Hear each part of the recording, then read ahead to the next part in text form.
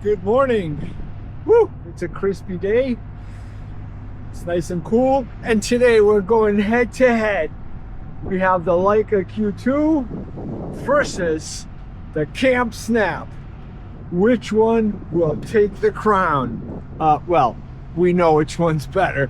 But the question is this camera 100 times better than this camera?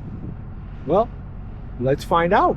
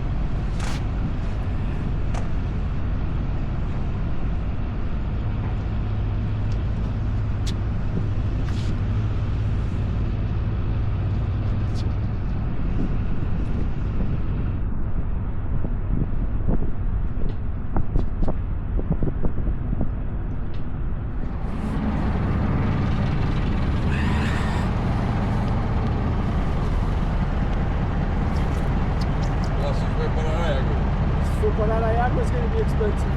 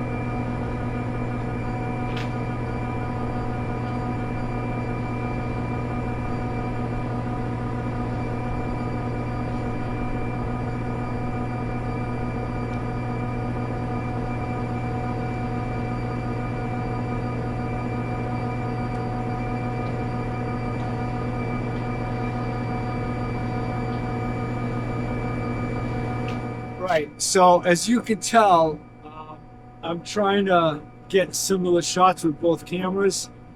But I'll tell you one thing that is absolutely irritating about the cam snap is that there's a delay. So if I'm taking a picture, there's that little bit of a delay. And if you take like 2 or 3 shots in a row, it's hard. See, like it's not 100% when you hit the button, the photo's taken. So if you're anticipating something like someone walking past the door or whatever, it's hard. It's really hard to get it spot on.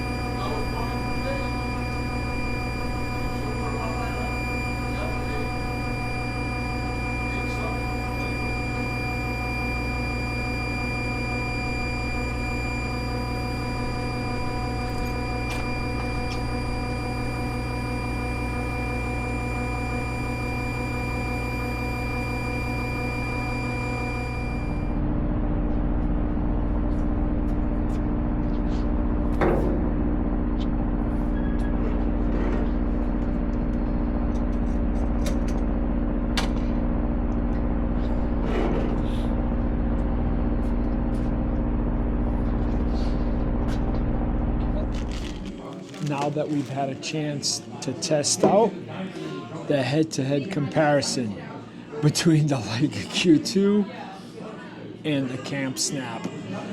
All right, we know that this isn't a fair fight, but is it? Well, the interesting thing is they're both pretty much, handling-wise, they're not that different from each other. On my Q2 here, I have a grip, but if you remove the grip, holding it is not much different than holding this.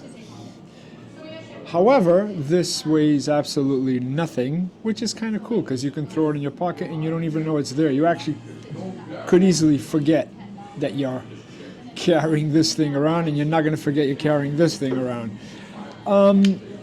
The biggest takeaways, and again, the sensor size is night and day, as you can see the specs here.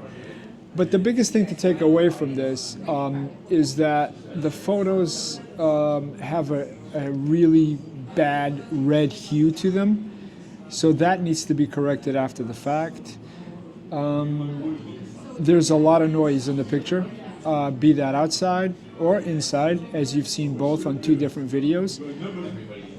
But it's still quite usable. The one thing that needs to be addressed if you do get one of these is take a few photos. Look through the viewfinder, because the viewfinder does not match what it is that you're looking at. And most of your photos that you think you're framing correctly using the little optical viewfinder, they're going to be way off to the right. So that's something to keep in mind as you're photographing. Because I like to shoot things with the least amount of cropping after the fact. So I try to frame it as completely as I can, in the sense of filling the frame the way that I envision the photo to look. And that's somewhat challenging when you don't know what it is that you're actually photographing. So especially when you're up close to things, as you know, this type of rangefinder layout, the parallax, if you're photographing really close to something, is really off relative to what you see through the viewfinder. The farther you go, the more accurate it is, or the more like what you see framing-wise what it is that you're going to get.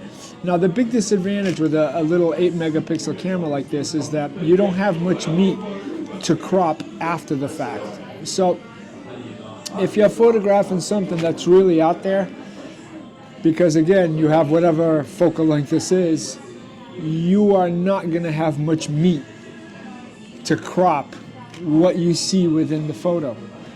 That's something to keep in mind. But that also means that if you're up close to things and you're photographing things, This can make some very usable photos, but be ready to suppress the noise with some noise reduction. Maybe resize the photo in the sense of having the software interpolate the pixels so that you can have an image that is more workable. But I really wanted to use this in a real setting. So as you saw from the video, I was photographing with both cameras. Not trying to get the exact same shots because, as you know, photojournalism is in a state of flux. Nothing ever stops. And there was a couple of shots that I really liked, the results from this. So I hope that the comparison, while not necessarily a fair fight, still highlights or accentuates the point that if a photograph is good, nobody really cares what kind of camera you used. So if this is the camera that you took the photo with, nobody's going to be like, oh, was that a camp snap picture? It's either the photo is good or it's not. Thanks for watching. Hope you subscribe. See you next time.